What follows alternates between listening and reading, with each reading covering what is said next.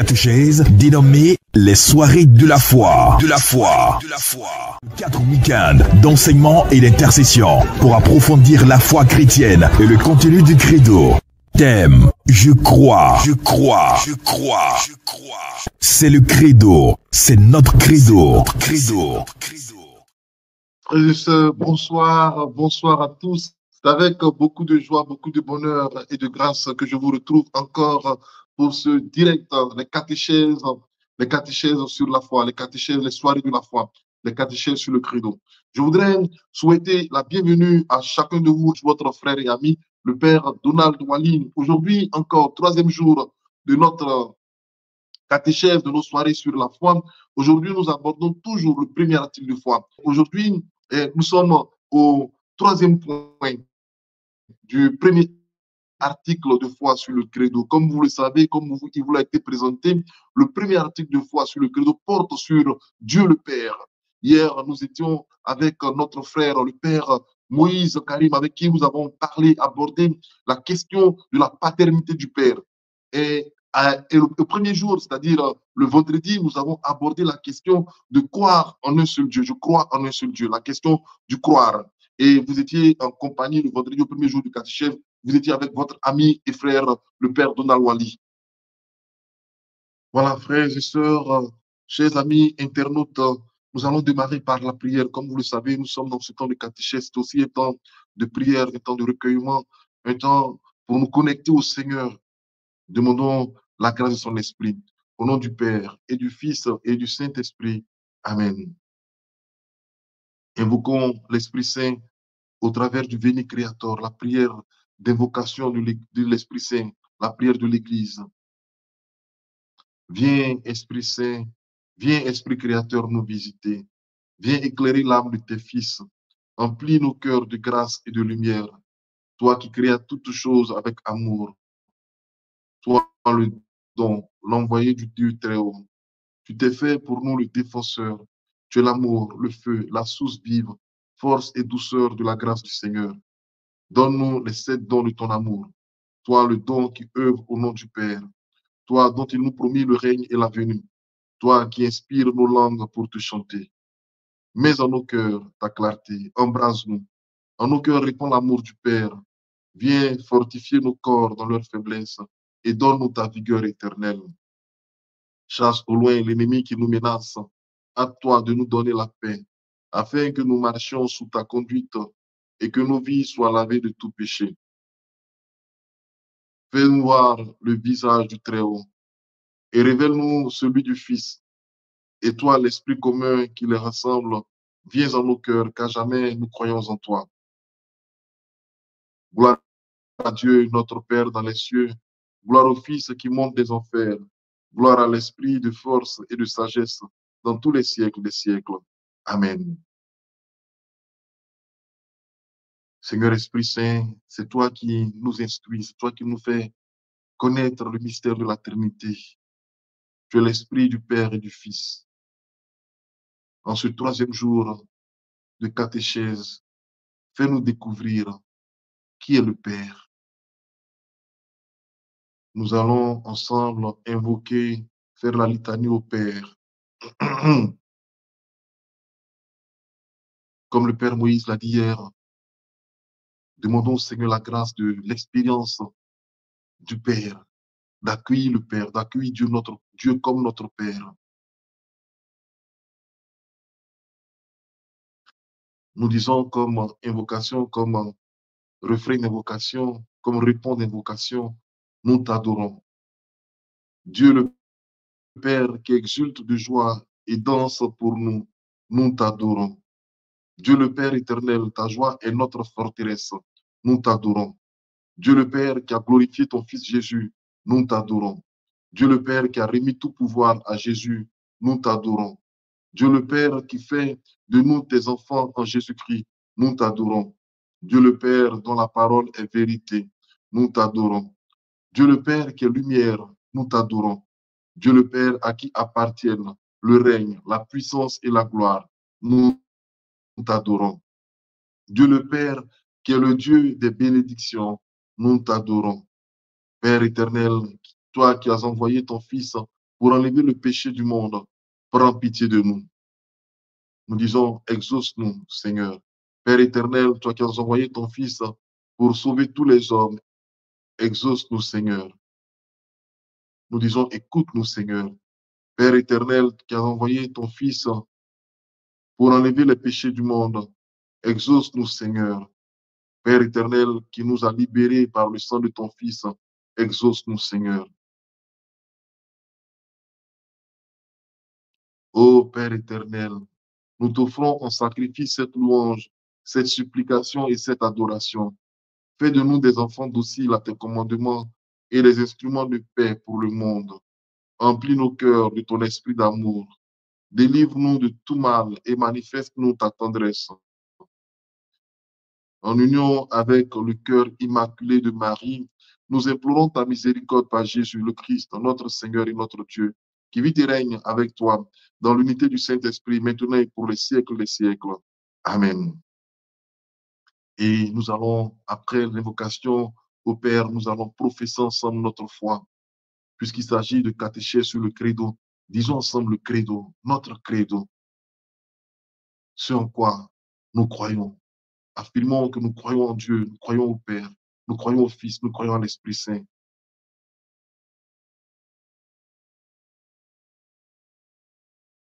Je crois en un seul Dieu, le Père Tout-Puissant, Créateur du ciel et de la terre, de l'univers visible et invisible. Je crois en un seul Seigneur Jésus-Christ, le Fils unique de Dieu, né du Père avant tous les siècles. Il est Dieu, né de Dieu, lumière, né de la lumière, vrai Dieu, né du vrai Dieu, engendré, non pas créé, consubstantiel au Père, et par lui tout a été fait. Pour nous les hommes et pour notre salut, il descendit du ciel. Par l'Esprit, par l'Esprit Saint, il a pris chair de la Vierge Marie et s'est fait homme. Crucifié pour nous sous Ponce Pilate, il souffrit sa passion et fut mis au tombeau. Il ressuscita le troisième jour, conformément aux Écritures, et il monta au ciel. Il est assis à la droite du Père et reviendra dans la gloire pour juger les vivants et les morts, et son règne n'aura pas de fin. Je crois en l'Esprit Saint, qui est Seigneur et qui donne la vie. Il procède du Père et du Fils. Avec le Père et le Fils, il reçoit même adoration et même gloire. Il a parlé par les prophètes. Je crois en l'Église. Je crois à l'Église, une, sainte, catholique et apostolique. Je reconnais un seul baptême pour le pardon des péchés. J'attends la résurrection des morts et la vie du monde à venir. Amen. Et avant de recevoir l'invité de ce jour, nous allons dire ensemble l'acte de foi. Mon Dieu, je crois fermement toutes les vérités que vous nous avez révélées et que vous nous enseignez par votre sainte Église, parce que vous ne pouvez ni vous tromper, ni nous tromper. Gloire au Père et au Fils et au Saint-Esprit, comme il était au commencement, maintenant et toujours, dans les siècles des siècles. Amen. Au nom du Père et du Fils et du Saint-Esprit. Amen. 12 jours de catéchèse dénommés les soirées de la foi. 4 week-ends d'enseignement et d'intercession pour approfondir la foi chrétienne et le contenu du credo. Thème, je crois. C'est le credo, c'est notre credo. Voilà, frères et sœurs, après cette première partie de nos catéchèses, nous allons pour la seconde partie, qui est la partie de la catéchèse, de l'enseignement. Aujourd'hui, comme je l'ai dit, nous achevons le premier article de credo que nous avons entamé depuis le vendredi. Et aujourd'hui, nous recevons un autre prêtre qui va nous parler toujours de croire en Dieu, le Père Tout-Puissant, Créateur du ciel et de la terre, de l'univers visible et invisible. Aujourd'hui, je vous prie d'accueillir chez vous, avec moi, notre invité, le Père Je vous laisse découvrir. Voilà, et voilà, c'est fait. Aujourd'hui, nous sommes avec le père Georges Bouin, qui n'est pas dans la peau du présentateur, mais dans la peau du prédicateur. Voilà. Il passe de la peau du présentateur à la peau du prédicateur de cette soirée de la foi. Mon père, bonsoir à vous. Bonsoir, cher père. Bonsoir à vous, chers frères et sœurs internautes. Très heureux de vous retrouver dans la dynamique de l'enseignant. Voilà, chargé de donner la catéchèse de ce jour. D'accord. Et comment ça va, mon père? Super bien. Super bien après l'Eucharistie de ce dimanche, avec plein de joie avec les paroissiens. Voilà, toujours la joie de vivre l'Eucharistie avec des frères et sœurs qui se retrouvent toujours pour célébrer cette fête, parce que l'Eucharistie, c'est une fête. D'accord. Le père Georges Yobouin est prêtre du diocèse de Yopougon depuis pratiquement plus de 15 ans. Il est en mission en Espagne, dans le diocèse de Léon. Il est prêtre docteur en théologie pratique. C'est lui que nous recevons ce soir et avec qui nous allons partager la parole. C'est lui qui va nous enseigner sur toujours le premier article de foi de notre credo. Mon père, et dans votre présentation, j'ai signifié que vous êtes docteur en théologie pratique. C'est quoi en fait? La théologie pratique, c'est une terminologie employée dans l'espace anglo-saxon qui a pour même signification que la théologie pastorale. Voilà. Mais dans la théologie pratique, nous nous inscrivons dans la dynamique de l'interdisciplinarité, c'est-à-dire que quand vous faites la théologie pratique, vous finissez votre doctorat avec une option spécifique, pastorale catéchétique. Donc, vous pouvez être en théologie pratique. Oui, j'ai du mal à vous entendre, mais de toutes les façons, bon, nous sommes avec vous et voilà, on est pleinement dans les catéchèses. Donc, on va se laisser enseigner par voilà, un théologien de la théologie, un théologien de la catéchèse, de la pastorale catéchétique. Voilà, si j'ai bien dit. Donc, mon père, bonne catéchèse et puis nous nous retrouvons tout de suite après. Merci, cher père. Merci à vous, frères et sœurs, qui nous suivez, qui nous faites l'amitié d'accepter de vivre ces moments de formation continue. Nous sommes au premier article du Credo Nicée-Constantinople qui a pour objet la présentation de Dieu le Père. Aujourd'hui, il m'est donné de vous proposer une catéchèse sur le troisième point qui concerne le Père. Je crois en Dieu, créateur du ciel et de la terre, de l'univers visible et invisible. Comment comprendre cet article de foi qui a un lien avec la dynamique de Dieu le Père Tout-Puissant qui crée le ciel et la terre, l'univers visible et invisible. Frères et sœurs, la catéchèse sur la création revêt une importance capitale. Elle concerne les fondements même de la vie humaine et chrétienne, car elle explicite la réponse de la foi chrétienne à la question élémentaire des hommes de tout le temps, que tous les hommes de tout le temps se posent. D'où venons-nous? Où allons-nous? Quelle est notre origine? Quelle est notre fin? D'où vient et où va tout ce qui existe? Les questions montent dans l'esprit de tout homme qui désire comprendre. Au commencement, Dieu créa le ciel et la terre, nous dit Genèse 1, verset 1. Avec ces paroles solennelles que commence l'Écriture sainte, le symbole de la foi reprend ces paroles en confessant Dieu le Père Tout-Puissant comme le créateur du ciel et de la terre, de l'univers visible et invisible. Alors, avant d'entrer dans le vif du sujet, je voudrais poser un préalable. Si nous sommes d'accord sur le préalable, je vais progresser. La question des origines du monde et de l'homme ont fait et continue de faire l'objet de nombreuses recherches scientifiques qui ont magnifiquement enrichi nos connaissances sur l'âge et les dimensions du cosmos, le devenir des êtres vivants et l'apparition de l'homme. Il y a certains courants philosophiques qui ont tenté de comprendre l'origine du cosmos ou les mouvements dans le cosmos, comment comprendre d'où vient l'homme et tout ce qui renferme le cosmos et l'univers. Certains courants philosophiques ont dit que tout est Dieu, que le monde est Dieu. C'est une vision des panthéistes. D'autres encore ont affirmé l'existence de deux principes éternels, le bien et le mal, la lumière et les ténèbres, en lutte permanente, le dualisme et le manichéisme. Selon certaines conceptions, le monde, au moins le monde matériel, serait mauvais, produit d'une déchéance et donc à rejeter ou à dépasser. C'est une vision gnostique du monde.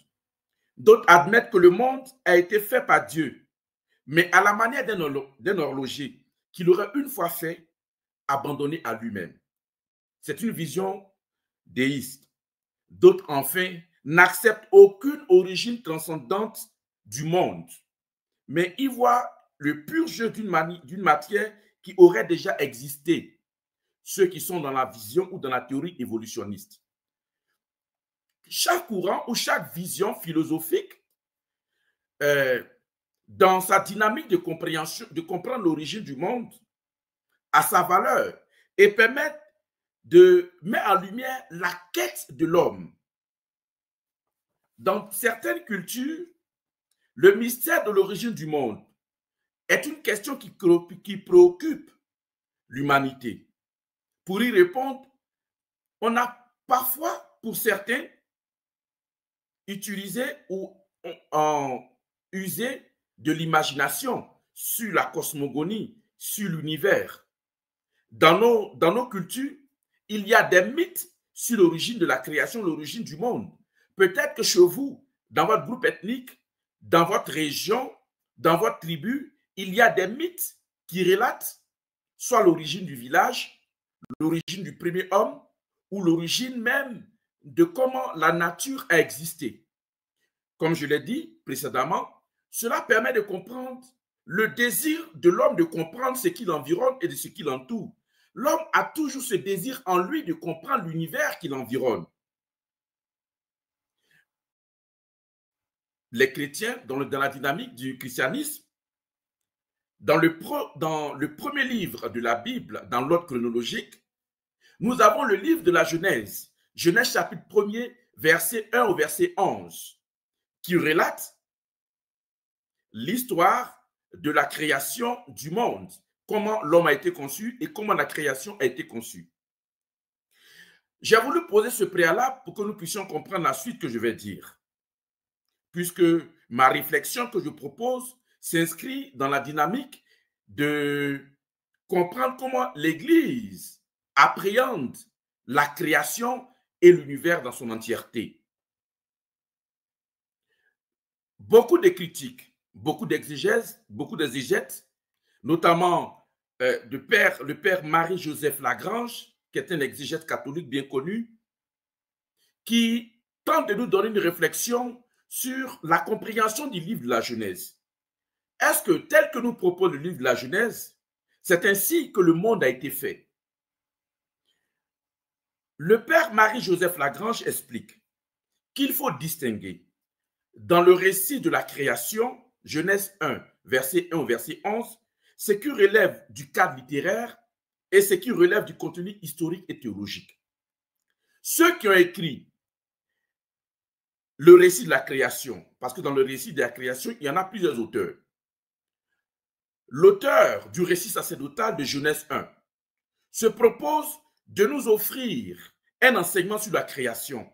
Mais cet enseignement sur la création, selon le récit sacerdotal, a pour but de nous révéler une vision théologique et spirituelle de la relation entre Dieu et l'homme. Le livre de la Genèse a été écrit 500 ans avant Jésus-Christ. Et lorsque vous lisez très bien le livre de la Genèse, en fait, c'est un récit qui rappelle le récit de la relation entre Dieu et le peuple d'Israël. Celui qui écrit le récit de la Genèse essaie, sur le plan théologique et spirituel, de montrer ce lien intrinsèque qui unit l'homme, la création, à Dieu, auteur de cette création. Il est donc bien entendu que ce récit entend nous enseigner des faits, des événements produits par Dieu dans un temps primordial que désigne l'expression au commencement. Ce mot a certainement ici un sens premier, temporel. La création du ciel et de la terre constitue, pour la tradition sacerdotale à laquelle le récit se rattache, le tout premier moment d'une histoire sainte, de l'histoire d'une communion entre Dieu et l'homme, communion rendue possible par la création de l'homme à l'image de Dieu et dont le but ultime est l'entrée de l'homme dans le repos de Dieu. Dans ce récit, donc, il est bien question du lien entre l'homme en relation avec Dieu. Par conséquent, le texte comporte aussi une part d'invention littéraire. Il s'y trouve des éléments qui n'ont pas pour but de faire savoir aux lecteurs, c'est-à-dire ceux qui lisent la Genèse, comment les choses se sont passées, mais de donner forme à un enseignement théologique. Je conclue. L'auteur du récit sacerdotal, du récit de la création, ne cherche pas à mesurer au chronomètre le temps que Dieu a mis pour constituer l'univers tel que nous le connaissons. Dans sa perspective, ce genre de renseignement n'a aucun intérêt. Le récit de l'œuvre de la création est l'ordre d'un théologien et d'une expression de foi. Pour ceux qui veulent découvrir la dynamique scientifique du récit de la création, c'est bien de s'adresser aux astrophysiciens ou aux biologistes.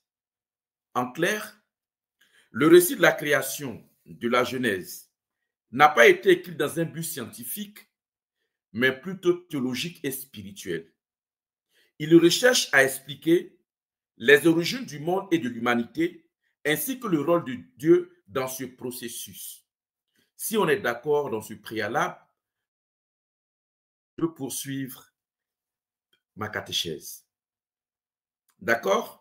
Le récit de la Genèse n'est pas un récit, n'a pas été écrit dans un but scientifique pour montrer historiquement comment les choses se sont déroulées, mais dans un but théologique pour révéler les origines du monde et de la relation entre Dieu et l'homme. Il a créé le ciel et la terre. C'est aussi le commencement de notre foi. Ce sont les premiers mots du credo. Ce sont les bases sur lesquelles s'appuie l'ensemble de notre foi. Dieu est Dieu en tant que créateur. Tel est le fondement de tous les autres articles de foi. Dieu est Dieu en tant que créateur. C'est à partir de cela que se fondent les autres articles de foi. Selon le catéchisme de l'Église catholique, la création telle que Dieu l'a conçue, pour la comprendre, a un lien intime en relation avec le Christ. On ne peut pas comprendre la dynamique de la création dans une dynamique théologique et spirituelle sans tenir compte de son lien avec le Christ. Je poursuis. Inversement, le mystère du Christ est la lumière décisive sur le mystère de la création. Autrement dit, le Christ révèle la fin en vue de laquelle, au commencement, Dieu créa le ciel et la terre. Pour faire plus simple, nous allons prendre Éphésiens chapitre 1er, verset 3, verset 6, écrit Éphésiens 1, chapitre 1er, Éphésiens chapitre 1er, verset 3, verset 6, et je lis. Béni soit Dieu, le Père de notre Seigneur Jésus-Christ.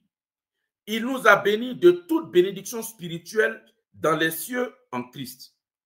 Il nous a choisis avant la fondation du monde pour que nous soyons saints et irréprochables sous son regard dans l'amour. Il nous a prédestinés à être pour lui des fils adoptifs par Jésus-Christ. Ainsi, il a voulu sa bienveillance à la louange de gloire de sa grâce. Autrement dit, toute la création, avant même la fondation du monde, nous avons été désirés. La création est dans la pensée de Dieu, dans la conception de Dieu avant l'acte créateur. J'y reviendrai. Mais pour comprendre l'acte créateur, l'acte que pose Dieu dans la création, cela est en lien dans la dynamique du Christ. On ne peut pas comprendre la création si on ne la met en corrélation avec le mystère du Christ. C'est pourquoi la création a été voulue, elle a été voulue en relation avec le Christ, en qui tout est récapitulé. Éphésiens chapitre 1er, verset 3 au verset 6. Alors, chers frères et sœurs, selon la terminologie catholique, lorsqu'on parle de créer, la dynamique de la création en lien avec Dieu comme créateur se comprend avec le néant comme point de départ qui amène l'être, une réalité nouvelle. Pour la théologie catholique, la création est l'acte par lequel Dieu produit le monde à partir de rien. D'une façon plus précise, la création est l'acte par lequel Dieu, sans tirer le monde de sa propre substance en tant que Dieu, c'est-à-dire que Dieu n'enlève pas une partie de lui en tant que Dieu pour le donner au monde, ni d'aucun élément préexistant, le fait apparaître hors de lui, là où rien n'existait. De façon plus simple, la création est l'acte de Dieu qui se situe hors du temps et qui amène à l'existence tout ce qui n'existait pas, c'est-à-dire l'ensemble de l'univers, qu'il soit visible ou invisible, matériel ou spirituel. Que devons-nous entendre par « Je crois en Dieu, le Père, créateur du ciel et de la terre, de l'univers visible et invisible ». Nous allons, de toute façon, pour comprendre cette réalité, il y a beaucoup de ramifications qui peuvent aider à notre compréhension. Mais je voudrais partir sur un schéma présenté par le catéchisme de l'Église catholique et la réflexion du magistère, notamment à travers le pape Benoît XVI, le pape François, à travers l'encyclique Laudato Si. 4 éléments pour essayer de comprendre l'acte de la création. Comment comprendre l'article de foi sur « Je crois en Dieu, créateur du ciel et de la terre, de l'univers visible et invisible ». 4 éléments.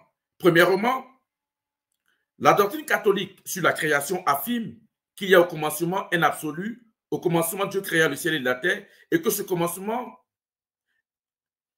de l'absolu est libre et souverain. C'est-à-dire, premier point, comment comprendre que Dieu crée à partir de rien et ses implications. Deuxième point, comment est-ce que dans la création, Dieu établit un ordre. Troisième point, la création comme une dynamique en tension de perfection, c'est-à-dire la création comme une réalité inachevée et appelée à s'achever dans le temps et à la parousie. Et dans le quatrième point, nous allons présenter la création comme une présence continue de Dieu, c'est-à-dire dans la dynamique de la providence divine. Quand Dieu crée, il n'abandonne pas la création à elle-même. Donc, 4 points. Premier point, comment comprendre que Dieu crée à partir de rien? Deuxième point, comment comprendre que Dieu établit un ordre dans la création? Troisième point, comment la création est appelée à sa perfection? Quatrième point, comment Dieu continue d'être présent malgré le fait qu'il ait achevé la création. D'accord? Venons-en au premier point. Dans la doctrine de la création, il est dit « Dieu crée est nihilo ».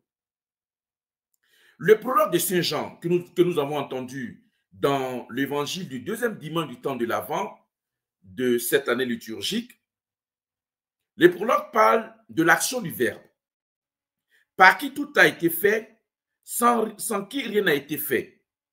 Tout a été créé par lui et pour lui, tout subsiste en lui. De même, l'Esprit Saint était présent à la création, planant sur les eaux et donnant la vie comme celui qui ressuscite les ossements desséchés, nous dit Ézéchiel 17. C'est bien lui qui est Seigneur et qui donne la vie. Fils et Esprit Saint sont ainsi décrits, chers frères et sœurs, par saint Irénée de Lyon, comme les deux mains du Père.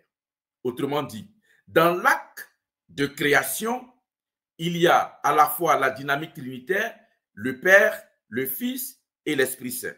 Et saint Irénée de Lyon dit que le Christ et l'Esprit Saint sont les deux mains par lesquelles Dieu fait la création. Quand on dit que Dieu crée à partir de rien, nous allons voir dans la Bible quelques expressions. L'expression ex nihilo n'existe pas de façon concrète dans la Bible, mais il y a des références bibliques qui nous ramènent à cette dimension que Dieu crée à partir de rien. Romains chapitre 4, verset 17. Romains chapitre 4, verset 17. Dit ceci. C'est bien ce qui est écrit. J'ai fait de toi le père d'un grand nombre de nations. Il est notre Père devant Dieu, en qui il a cru. Dieu qui donne la vie aux morts et qui appelle à l'existence ce qui n'existe pas. Romains 4, 17. En Hébreux 11, verset 3. C'est par la foi que nous reconnaissons que le monde a été formé par la parole de Dieu, en sorte que ce qu'on voit n'a pas été fait de choses visibles. Hébreux 11, verset 3. Dans les textes bibliques, l'expression qui met plus en lumière cette dynamique est 2 Maccabées chapitre 7, verset 28. 2 Maccabées dit ceci. Je t'en conjure, mon enfant, regarde le ciel et la terre avec tout ce qu'ils contiennent. Sache que Dieu a fait tout cela de rien et que la race des hommes est née de la même manière. Dieu crée de rien. Ce qui ne signifie pas que le néant soit quelque chose, c'est-à-dire une matière. Ne percevons pas le néant ou le rien comme un vide. Parce que si on conçoit le néant comme un vide, c'est comme si Dieu part du vide pour créer. Or, la dynamique du vide est incluse dans la dynamique de la création. L'acte créateur de Dieu est un commencement souverain que Dieu pose. Dieu dit et cela fut. C'est là l'originalité de la tradition biblique. Théophile d'Antioche, un père de l'Église, nous dit « En quoi Dieu est-il grand s'il a fait ce monde à partir d'une matière préexistante? Même un artiste humain, lorsqu'il prend quelque part une matière, en fait ce qu'il veut, mais la toute-puissance de Dieu se montre précisément en ceci, qu'il fait ce qu'il veut à partir de rien. De telle manière qu'aucun autre que Dieu n'est capable de donner la vie et le mouvement. De telle manière qu'aucun autre que Dieu n'est capable de donner la vie et le mouvement. La vérité de la création ex nihilo, c'est-à-dire Dieu crée à partir de rien, nous ouvre aussi sur le fait que la création n'est pas un acte temporel.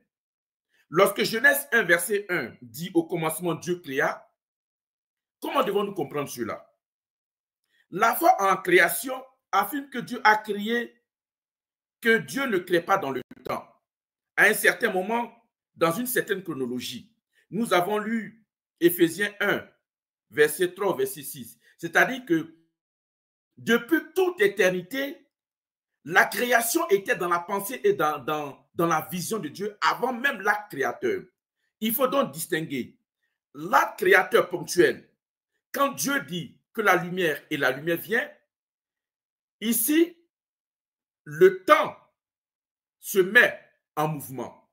Dieu, il est en dehors du temps, il est atemporel. Quand Dieu dit et la réalité se met en mouvement, alors le temps est créé. On est d'accord? Donc, le désir de la création, le désir de la création de l'homme et de tout son environnement était déjà dans la pensée de Dieu depuis toute éternité. Éphésiens 1, verset 3, verset 6 nous dit, depuis, avant même la fondation du monde, Dieu a voulu récapituler toutes choses dans le Christ. C'est pourquoi, ce qui est important de retenir ici, il faut distinguer la création de l'essence même de celui qui crée. Autrement dit, cela sous-entend que le ciel n'est pas Dieu, que le ciel n'est pas de nature divine. Dieu n'a pas besoin de se réaliser. La création ne lui apporte pas un complément. nous ne sommes pas une partie de lui. Quelles sont les conséquences de la compréhension de ce Dieu qui crée à partir de rien? Quelles sont les implications? Si nous croyons que Dieu crée à partir de rien, cela contredit la vision panthéiste de la création. C'est quoi la vision panthéiste de la création? Le panthéisme est l'opinion selon laquelle Dieu est tout et tout est Dieu. Le panthéisme est assimilable au polythéisme, c'est-à-dire la croyance en plusieurs dieux, mais va plus loin que le panthéisme. Le polythéisme va plus loin que le panthéisme. Pour le polythéisme, pour le panthéisme, un arbre est Dieu, un rocher est Dieu, un animal est Dieu, le ciel est Dieu, le soleil est Dieu, l'homme même est Dieu. Cela inclut, ou du moins, cela pour certains a vu un certain syncrétisme. Tu ne peux pas confesser le dimanche ton credo. Je crois en Dieu le Père, créateur du ciel et de la terre, de l'univers visible et invisible, dans une dynamique où Dieu qui crée ne s'identifie pas à la création. Il ne faut pas confondre le créateur à l'acte de création. Si nous croyons que Dieu a créé l'univers visible et invisible, le ciel et la terre, nous ne pouvons pas en même temps dire que l'arbre est Dieu, le rocher est Dieu, l'eau est Dieu, ou l'eau est déesse si tu veux, le soleil est Dieu. Autrement dit, tu ne peux pas dire de ta bouche à l'église dimanche, je crois au Père Tout-Puissant, créateur du ciel et de la terre, de l'univers visible et invisible, et puis aller faire des adorations. Deuxième conséquence, deuxième implication, Dieu n'est pas une énergie. Si nous sommes d'accord de différencier le créateur de l'acte de création, Dieu n'est pas dans l'énergie, ou du moins l'énergie ne se confond pas à Dieu. Avis à ceux ou celles qui sont dans la pratique du yoga. Cherchez dans les forces de la nature une présence divine qui nous élèverait à une certaine hauteur, une certaine dimension spirituelle. Dieu n'est pas une énergie. Tu ne peux pas professer ta foi en Dieu qui est créateur du ciel et de la terre, de l'univers visible et invisible, et puis aller chercher dans la nature une énergie. Dieu n'est pas une énergie. Troisième conséquence, puisque Dieu crée de rien, il peut, par l'esprit, donner la vie de l'âme à des pécheurs en créant en eux un cœur pur. C'est-à-dire, Dieu peut, d'un cœur de pierre, donner un cœur de chair. Autrement dit, lorsque nous confessons la foi en Dieu, créateur du ciel et de la terre, de l'univers visible et invisible, nous concevons que rien n'est impossible à Dieu dans une dynamique que Dieu est capable de surgir du néant ce qui n'existe pas. Ici, en le professant, nous croyons que la conversion est possible pour ceux qui ont le cœur endurci. Avis à ceux ou celles qui ont vite fait de condamner, ceux qui aujourd'hui ne confessent pas Dieu, ceux qui aujourd'hui ne croient pas en Dieu. Peut-être même que toi, tu dis que ton mari ne va jamais se convertir. Peut-être que tu es un enfant difficile chez toi et tu ne crois pas qu'il soit capable de se convertir. Dieu, en professant le credo sur l'article « Je crois en Dieu, créateur du ciel et de la terre, de l'univers visible et invisible », tu crois en même temps que le cœur dur peut se convertir. Parce que Dieu peut donner la vie de l'âme à des pécheurs. Mais en même temps aussi, à la vie du corps aux défunts par la résurrection. C'est parce que nous croyons que du néant peut surgir. Dieu est capable, c'est lui qui crée. C'est lui qui dit et cela se fait. En affirmant cela, nous croyons à la résurrection de la chair, qui sera un article que nous allons développer plus tard. C'est pour cela que les catholiques peuvent prier pour les défunts. Si nous croyons que du néant peut surgir la vie, du corps mortel peut surgir la vie, ou du moins du corps immortel peut surgir la vie. Amen. Je poursuis. Si nous croyons que Dieu peut créer à partir de rien, il peut aussi donner la lumière de la foi. Autrement dit, nous croyons que la foi est un don. Pour ceux peut-être qui seraient en train de se décourager ou de perdre espoir, quand vous confessez « Je crois en Dieu, créateur du ciel et de la terre, de l'univers visible et invisible », vous croyez également que rien n'est impossible à Dieu. Alors vous pouvez demander à Dieu la lumière de la foi. Que retenir de cette première partie de Dieu qui crée à partir de rien? Le Dieu éternel a appelé à l'existence tout ce qui existe en dehors de lui.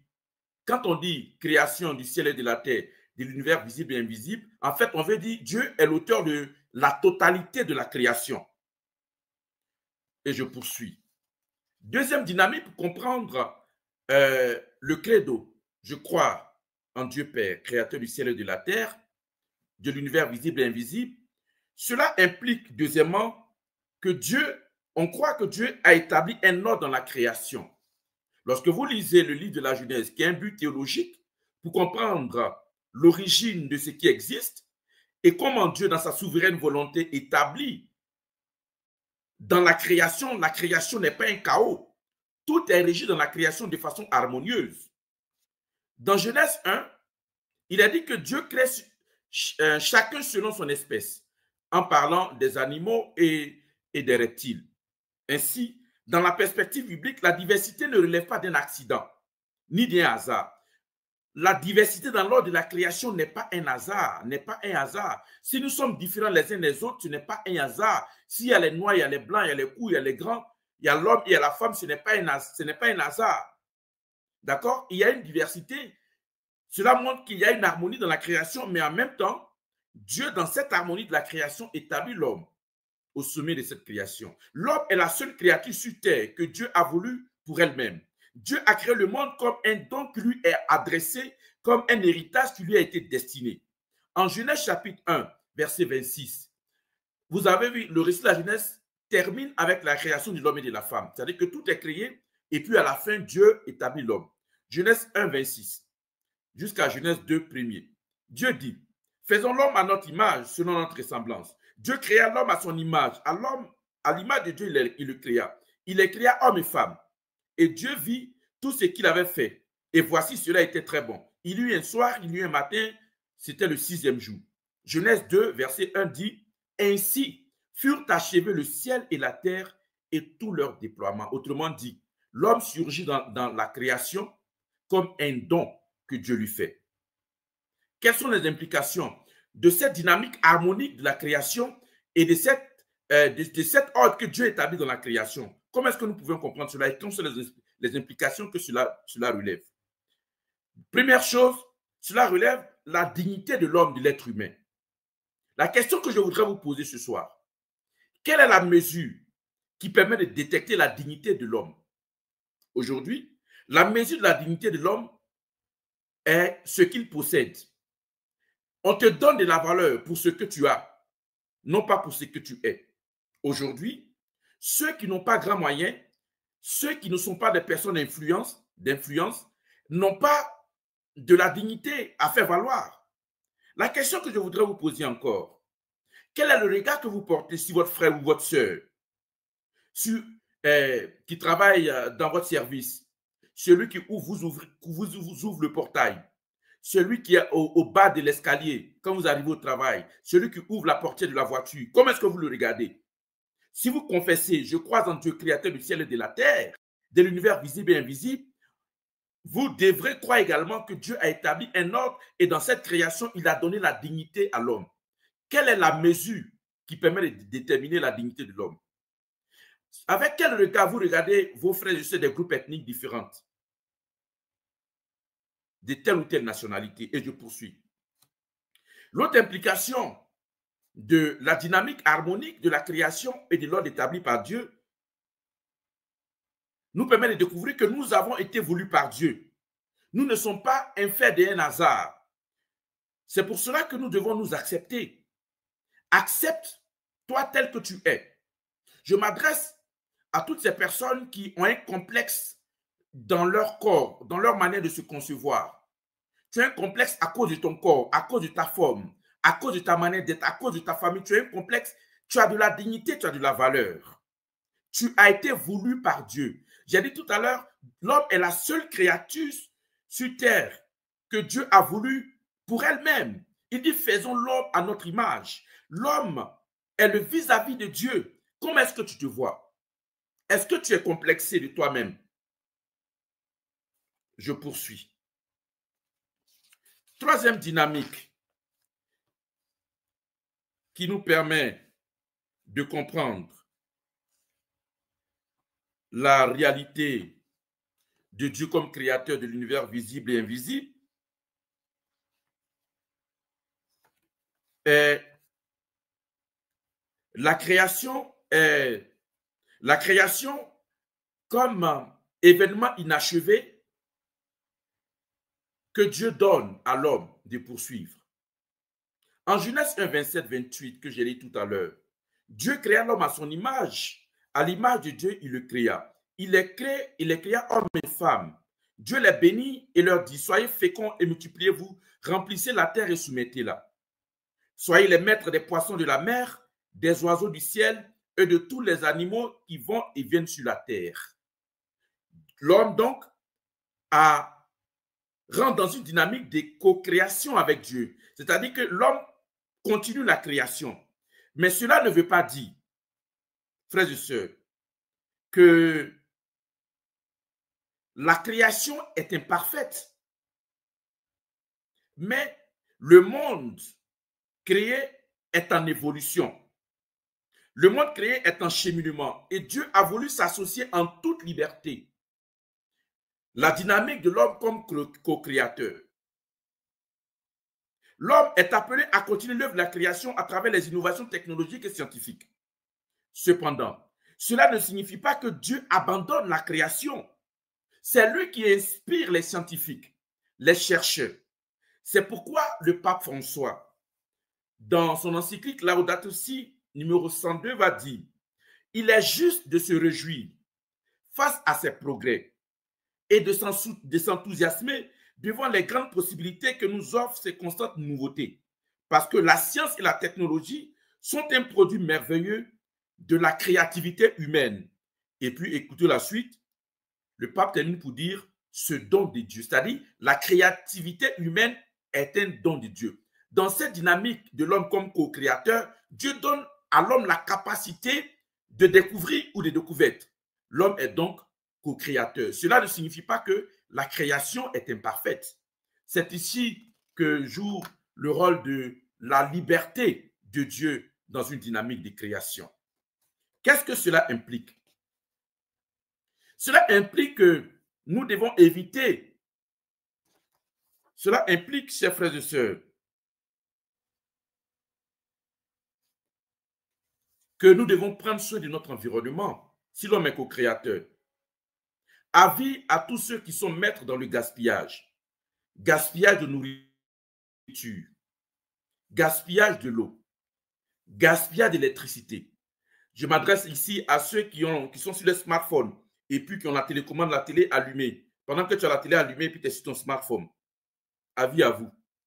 Lorsque vous voyez jusqu'où peut aller la profession en Dieu, je crois en Dieu, créateur du ciel et de la terre, de l'univers visible et invisible, cela implique que l'homme est dans une dynamique de co-création, mais cela ne veut pas dire que l'homme ne doit pas tenir compte de son environnement. Au contraire, l'environnement n'est pas un simple lieu où l'homme habite. L'environnement fait partie de l'œuvre de la création, c'est-à-dire cet environnement et l'homme même créé ont la même source qui est Dieu. Et pourtant, à l'homme a été donné la dynamique de co-création. Frères et sœurs, je voudrais terminer dans le dernier point.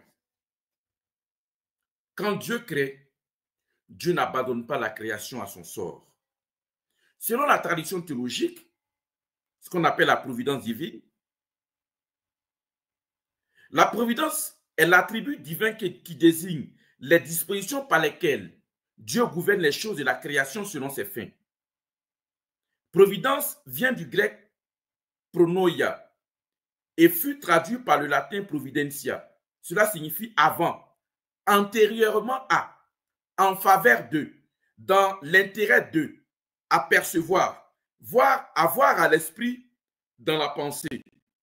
Ainsi, la providence, ou que Dieu soit provident, implique qu'il préexiste à toute chose, qu'il voit tout à l'avance, qu'il est omniscient. C'est en prévoyant toutes choses que Dieu gouverne les cours des événements. Dieu fait de son omniscience, du fait de son omniscience, Dieu voit et prévoit clairement tout ce qui doit survenir.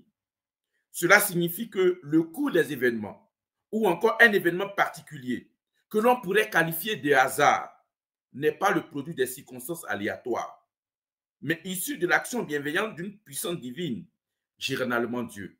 Dans le catéchisme de l'Église catholique au numéro 321, il est dit « La providence divine, ce sont les dispositions par lesquelles Dieu conduit avec sagesse et amour toutes les créatures jusqu'à leur fin. » C'est-à-dire, Dieu peut se saisir des circonstances les plus petites pour montrer qu'il continue de soutenir cette création sans l'abandonner.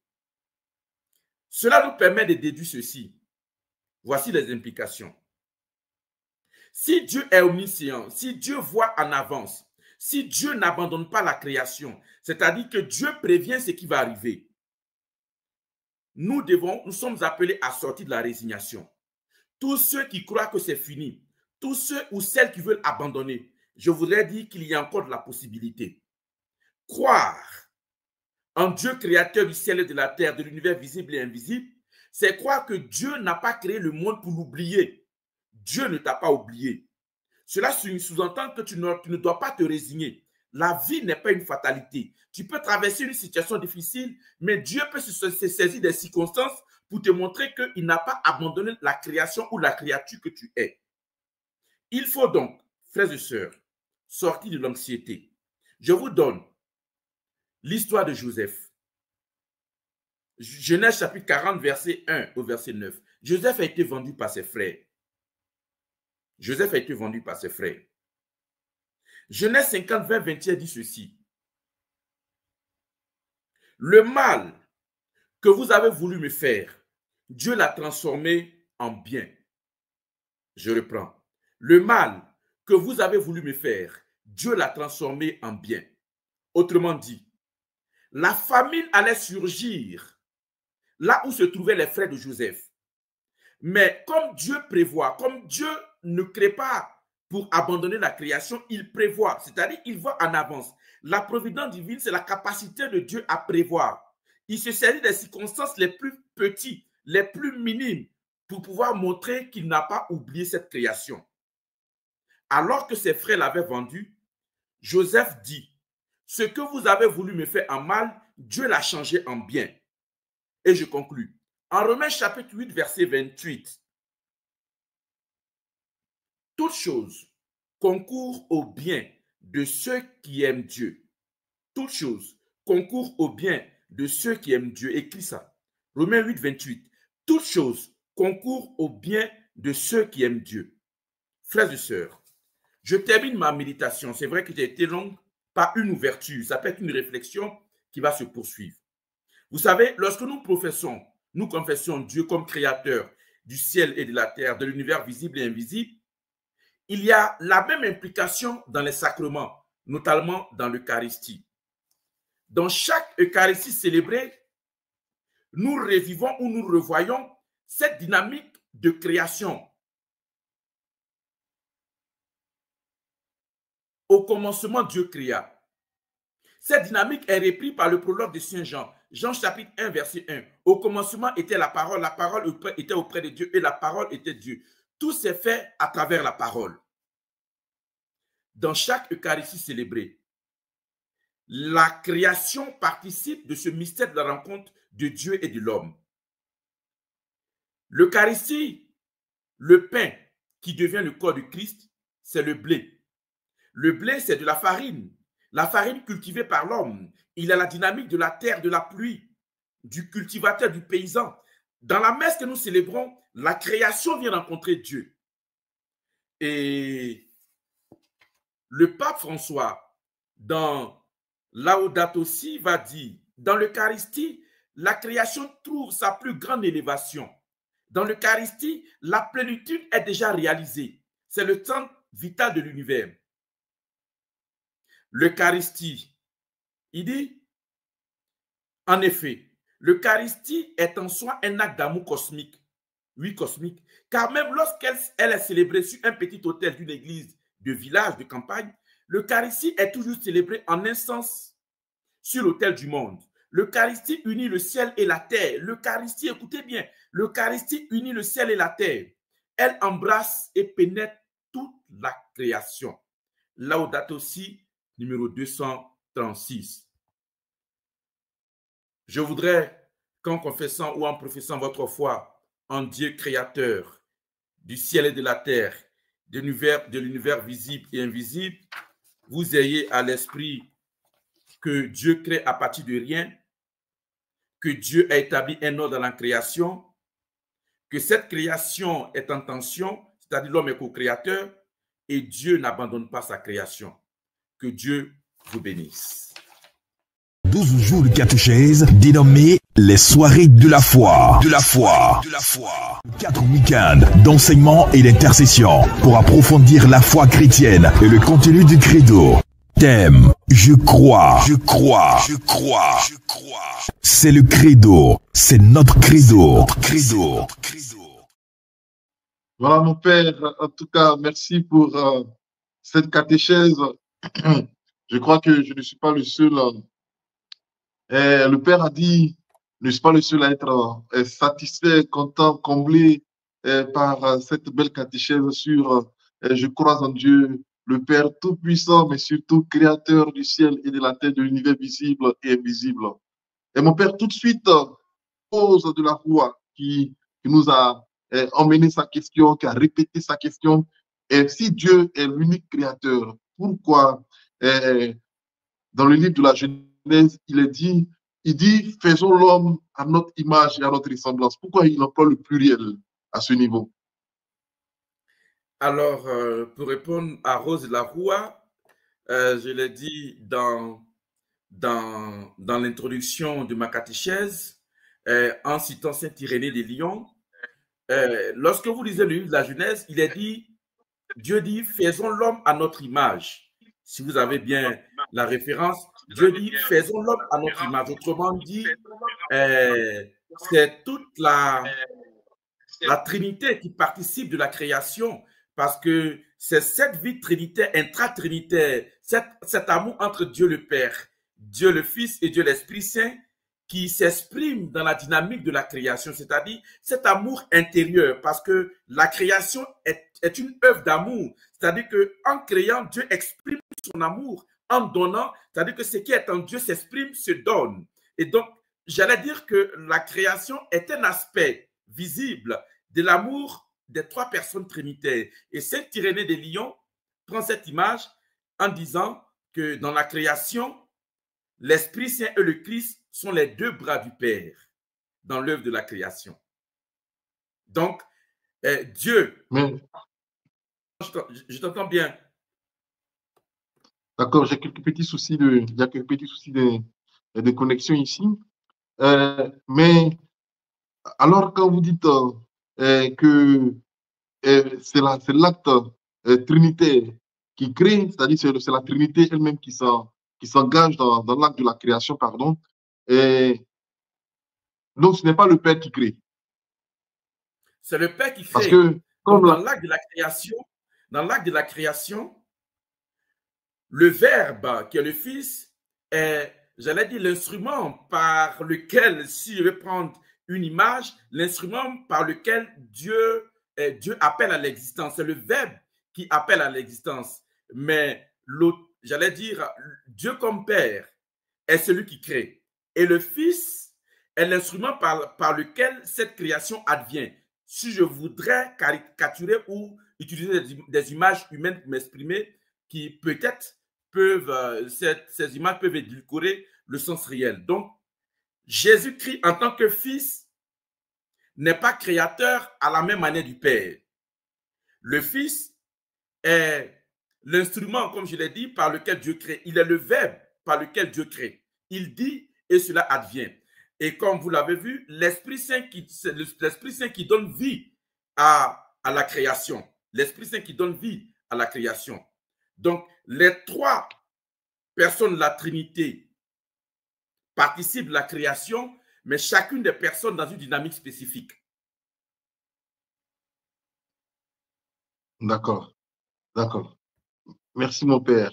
Vous avez parlé des implications, et surtout sur Dieu comme créateur, Dieu qui crée aussi dans une pédagogie, par l'énumération des... Moi, j'ai une question, en fait, qui me qui pourrait être la question de beaucoup d'internautes. Mais pourquoi il commence par créer la lumière? Alors, d'abord, je vais dire que dans le livre de la Genèse a pour but une dynamique théologique. Dans cette dynamique de création de la lumière, dans la dynamique de la création de la lumière, cela vient mettre en lien, j'allais dire, pour ceux qui écrivent le livre de la Genèse, le récit sacerdotal, dans mes recherches, dans le livre de la Genèse, vous allez voir qu'ils font la différence entre la lumière et les luminaires. Parce que à cette époque, il y avait une croyance en une divinité du soleil, une divinité des Mésopotamiens. Donc, quand l'auteur de la création commence en disant que la lumière soit et la lumière fut, vous allez voir que par la suite, l'Esprit Saint est à l'œuvre. L'Esprit Saint est à l'œuvre. Est-ce que tu suis? L'Esprit Saint est à l'œuvre. Je suis. Donc, dans une dynamique chronologique, on pourrait dire que celui qui écrit n'a pas voulu donner la préséance aux divinités païennes. C'est pour cela qu'il parle de Dieu créa. Dieu créa, autrement dit, par le pouvoir de sa parole. Et par la suite, il advient la lumière. Voilà. D'accord. Je crois qu'il y a Adeline Cardona qui souligne bien que les trois personnes, et je pense qu'elle résume un peu votre réponse, mon père, les trois personnes de la Trinité participent à la création, mais chacun dans une dynamique spécifique.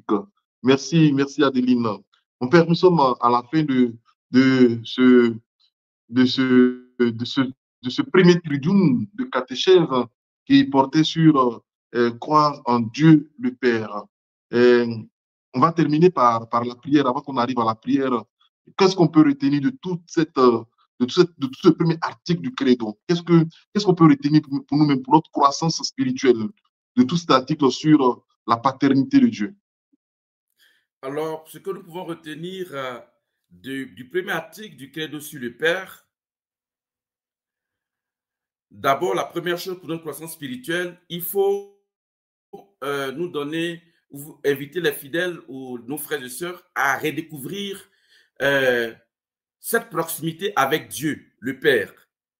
Nous sommes de plus en plus enclins, on est plus à l'aise avec le Fils, on est plus avec l'Esprit Saint, mais j'allais dire des personnes trinitaires, le Père est celui qui est le plus oublié. Donc, il faut redécouvrir la dimension de cette filiation ou de cette croyance en Dieu Père. Donc, je ne sais pas s'il existe une dévotion à Dieu le Père, mais il faudra creuser et essayer de retrouver cela. Deuxièmement, il faudrait nous redonner la dynamique de la référence de ce Dieu comme celui qui est auteur de tout ce qui existe. Nous sommes voulus par Dieu. La création elle-même tout entière est voulue par Dieu. Et troisièmement, lorsque nous confessons notre foi en Dieu, le Père créateur du ciel et de la terre, et le Père tout-puissant, nous devons en même temps mettre en évidence qu'il n'y a qu'un seul Dieu en qui nous devons croire. Il existe un seul Dieu. Donc, faisons attention à toutes ces divinités ou à toutes ces créatures qui prennent la place de Dieu ou à qui nous donnons le rôle de Dieu. Voilà ce que je peux dire. D'accord. D'accord, mon père. Avant de terminer, il y a la question c'est vrai qu'on a fait déjà le résumé de tout ça, mais il y a Lydie qui est revenue avec sa question, ma question, mon père. Donc, il y a Lydie qui demande, est-ce que les médecins, par exemple, qui entreprennent de créer l'homme, pour utiliser l'expression qu'elle a eu à utiliser, qu'elle a eu à employer, les médecins, est-ce qu'on peut dire qu'ils accomplissent l'œuvre de création confiée à l'homme par Dieu? Alors, En m'appuyant sur l'encyclique Laudato Si, tout à l'heure, j'ai dit que l'Église ou le pape valorise les découvertes et les recherches scientifiques parce que cela permet à une certaine stabilité de l'homme, du bien-être de l'homme et de la création. Mais en même temps, le pape s'inquiète de l'usage de ce pouvoir que l'homme a en sa possession. Donc, le fait que l'homme essaie de créer des choses qui défient Dieu ou qui peut-être sont en contradiction avec les lois divines, cela met en lumière la dynamique du pouvoir de co-création entre les mains de Dieu. C'est-à-dire que cela met en évidence la liberté de l'homme dans sa dynamique de recherche ou de création. Ce que nous pouvons retenir de cela, c'est qu'est-ce que l'homme fait du pouvoir qu'il a en sa possession. Et c'est de cela que le pape s'inquiète et c'est de cela que l'Église tout entière s'inquiète, même si elle encourage les recherches et les découvertes. D'accord. Je pense qu'il y a d'autres questions qui sont soulevées, mais comme nous sommes dans la fin, je voudrais demander à Rose de la Rua, on répondra à ta question dans les prochaines catéchèses, et puis à Damaris Kadi, cette question trouvera aussi sa réponse dans une autre catéchèse, une catéchèse sur le mariage que nous sommes en train, sur le mariage de la famille que nous sommes en train de préparer. Donc, ne te presse pas, il y aura un expert spécial pour répondre à ta question. Mon père, est-ce qu'un chrétien peut faire la fécondation in vitro? Et le roi qui demande, Dieu a-t-il intérêt à créer l'homme? On reviendra sur ces deux questions dans les prochaines catéchèses. Pour l'heure, permettez que le Père puisse prendre un temps de prière avec nous, qu'il puisse prier pour nous au soir de ces trois catéchèses sur Dieu le Père. Mon Père.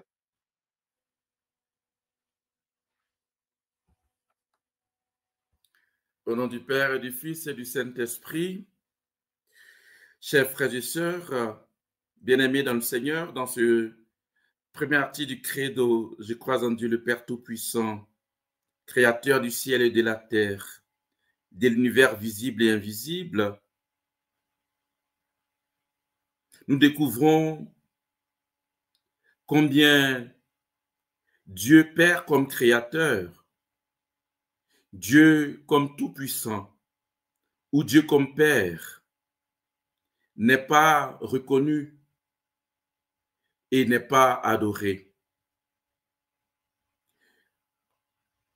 En priant ce soir, je voudrais prier pour toutes les personnes qui, au cours de leur vie, ont dû flirter avec d'autres divinités, ont dû avoir recours à d'autres réalités. Pour toutes les personnes qui ont peut-être traversé des crises ou pour toutes les personnes qui ont eu peut-être une pression de la famille qui les ont amenés à faire des adorations ou à pratiquer d'autres divinités ou d'autres esprits, supposant que ces esprits sont des médiations. Ce soir, Seigneur, nous t'offrons, nous te prions pour toutes ces personnes. Que ta grâce les assiste. Pour toutes ces personnes qui ont peut-être, au travers de cette catéchèse, ont été interpellées. Peut-être qu'au fond de toi, tu te dis, waouh, moi aussi j'ai dû, à un certain moment, avoir recours. Je suis allé dans tel ou dans tel endroit. J'ai fait ou tel sacrifice. Ou peut-être même qu'à cause d'une situation difficile, j'ai régné Dieu. Ou je n'ai pas cru que Dieu était capable. Alors que chaque dimanche, je confesse que Dieu est tout puissant. Je voudrais, Seigneur, te présenter toutes ces personnes qui, en ce moment, peut-être sont dans la culpabilisation. Seigneur, viens leur donner le réconfort et viens te montrer comme Père pour eux et pour elles. Viens, Seigneur, leur montrer le chemin. Peut-être que ces personnes t'ont cherché là où il ne fallait pas, où il ne fallait pas te trouver. Seigneur, nous voulons te supplier. Nous venons d'achever une année et nous entrons dans une nouvelle année. Pour toutes ces personnes, pour tous ceux, pour toutes celles qui ont peut-être eu une pression, à qui on a demandé d'envoyer de l'argent, des sous pour faire des sacrifices à une quelconque divinité ou un esprit quelque part. Seigneur, nous te supplions ta miséricorde et donne à ces personnes de retrouver le chemin, le chemin vers toi. Seigneur, nous voulons te prier pour toutes les personnes, pour tous ceux et pour toutes celles qui ont du mal à accepter l'image de Dieu comme Père. Pour toutes ces personnes, pour tous ceux, pour toutes celles qui n'ont pas connu d'amour paternel ou d'amour maternel. Seigneur, parce que tu es à la fois Père et Mère. Seigneur, je voudrais te prier, te confier toutes ces personnes qui n'ont pas connu cette affection et qui ont du mal même à réciter le Notre Père. Seigneur, je te supplie, viens Seigneur les rejoindre en ce soir là où elles se trouvent. Seigneur, pendant que nous parlons, je voudrais te confier toutes ces personnes qui peut-être ont désiré tendre la main, peut-être ces personnes qui ont désiré retrouver leur père ou leur mère, pour toutes ces personnes frustrées à l'intérieur d'elles-mêmes, lorsqu'on parle de Père, lorsqu'on parle de Dieu Père, lorsqu'on parle de notre Père. Seigneur, ces personnes sont dans nos Eucharisties et ces personnes sont en souffrance. Viens les relever. Seigneur, nous avons besoin de toi. Pendant que je suis en train de prier, offre à cette personne qui a besoin de ton amour. Peut-être que tu es mère seule et tu es en souffrance parce que peut-être ton enfant désire retrouver ce père, son père, et tu ne sais pas quoi lui dire. Ce soir, l'occasion t'est donnée de confesser ce Dieu Père, ce Dieu qui aime comme un père. Seigneur, je voudrais te confier toutes ces femmes qui sont en souffrance avec leurs enfants. Je voudrais également te confier tous ces pères seuls, pour tous ces enfants oubliés par leur mère. Nous te supplions, viens Seigneur leur redonner cette affection. Seigneur, nous voulons te confier toutes ces personnes qui ont perdu leur dignité parce qu'elles n'ont rien et parce qu'elles ne peuvent rien. Pour toutes ces personnes qui ont perdu leur emploi, pour toutes ces personnes qu'on ne considère pas dans leur famille, pour toutes ces personnes qui sont livrées à elles-mêmes, qui ont perdu leur dignité. Alors, Seigneur, que tu as voulu l'homme à ton image et à ta ressemblance. Seigneur, je te confie toutes ces personnes qui se retrouvent seules et qui se demandent si la vie vaut la peine d'être vécue. Je te les confie, Seigneur. Ces personnes qui suivent ce direct en ce soir et qui se sentent dévalorisées, qui se sentent rabaissées parce qu'elles n'ont rien. Je te confie toutes ces personnes qui peut-être postulent un métier, qui cherchent du travail. Ce n'est pas de leur faute si elles n'ont pas du travail. Elles sont inconsidérées parce qu'elles n'ont pas grand-chose. Mais c'est parce qu'elles n'ont pas du travail qu'elles n'ont pas grand-chose. Seigneur, nous te supplions. Viens ouvrir la porte des possibilités du travail, Seigneur. Que ta grâce, Seigneur, en cette année nouvelle leur soit favorable. Seigneur, nous voulons te supplier, te confier toutes les personnes qui, en ce soir, sont sur ce direct, qui veulent encore croire en toi. Seigneur, en parlant de la providence divine, tu nous as invités à ne pas tomber dans la résignation, à ne pas abandonner totalement, Seigneur. Je te confie toutes ces personnes qui ont abdiqué, qui ont dit c'est bon. Seigneur, je n'en peux plus. Seigneur, ce n'est plus la peine de continuer. Seigneur, tu veux encore leur dire c'est encore possible. Seigneur, Romains 8, 28, il dit tout concourt au bien de ceux qui aiment Dieu. Seigneur, tu fais concourir les circonstances et les événements au bien de ceux qui savent t'aimer. Seigneur, au travers des circonstances, des événements qui se produisent, Seigneur, tu nous parles parfois, tu nous indiques parfois ta présence. Ouvre nos yeux pour savoir, pour que nous puissions te reconnaître dans ces circonstances et dans ces événements. Donne à ceux qui veulent abdiquer de ne pas l'être, de ne pas le faire. Je te prie pour tous ceux qui, peut-être qu'on a commencé cette année 2025, ils sont en train encore de revivre les mêmes symptômes de 2024. Seigneur, nous te supplions, regarde-les, Seigneur. Ces personnes veulent confesser leur foi en toi. Ces personnes confessent leur foi en Dieu Père Tout-Puissant. Seigneur, du néant, du rien, tu es capable de faire exister. Seigneur, je te supplie, donne à cette personne de continuer d'espérer. Seigneur, que ta grâce se manifeste dans leur vie. Seigneur, je te confie toutes ces personnes qui prient pour la conversion d'un membre. Seigneur, tu as dit que de rien tu peux faire exister. Seigneur, tu donnes la lumière de la foi. Nous voulons te confier ces personnes qui ont dans leur famille des personnes difficiles. Difficiles, tu pries pour une personne qui a besoin de conversion. Et en cette année encore, tu veux offrir cette personne au Seigneur. C'est peut-être ton époux, c'est peut-être un enfant, c'est peut-être un collègue de service, c'est peut-être une personne qui t'est chère. Tu as du mal, ton cœur saigne parce que tu te dis si cette personne pouvait rencontrer le Seigneur et tu pries pour cela. Je prie que ta prière trouve écho favorable dans le cœur de Dieu le Père Tout-Puissant, Créateur du ciel et de la terre, de l'univers visible et invisible. Je prie pour toutes celles qui ont du mal à accepter la mort d'un proche, une mort soudaine, une mort brusque, Le Seigneur t'a arraché à l'affection d'une personne que tu aimais et tu n'arrives pas encore à te dépouiller et à faire le deuil. En confessant ta foi en Dieu, le Père Tout-Puissant, Créateur du ciel et de la terre, de l'univers visible et invisible, tu confesses en même temps que Dieu est capable de redonner la vie au corps, la vie aux personnes. Que le Seigneur donne la félicité céleste à cette personne pour laquelle tu ne cesses de pleurer. Seigneur, je te supplie pour toutes ces personnes qui sont sur ce direct en ce moment et qui ont du mal à évacuer, qui ont du mal à être consolées. Seigneur, je te prie, viens Seigneur, glorifier ton nom dans ta vie et que la profession de foi en Dieu Père, Tout-Puissant, Créateur du ciel et de la terre, de l'univers visible et invisible, ne soit pas une simple profession des lèvres, mais une confession du cœur. Toi qui es vivant et qui règnes pour les siècles des siècles. Amen. Voilà, mon Père, merci pour cette catéchèse, merci pour ce temps de prière, d'intercession. Et amis internautes, pour aujourd'hui, c'est terminé. L'article de foi sur le Père, nous avons essayé plus ou moins de l'éplucher, mais il reste encore et encore à creuser. Vous avez noté, vous avez remarqué que c'est assez profond. On pourrait passer même tout le mois des catéchèses à parler du Père. Voilà, l'essentiel, comme l'a souligné le Père Moïse et même le Père Georges Bouin, c'est de creuser, d'approfondir notre relation avec Dieu le Père. Pour le prochain rendez-vous, quand nous allons aborder la question du second article du Credo, qui est le Fils, avec d'autres intervenants. Amis internautes, je vous souhaite une bonne soirée, comme je l'ai dit, et Dieu vous garde. Et à bientôt.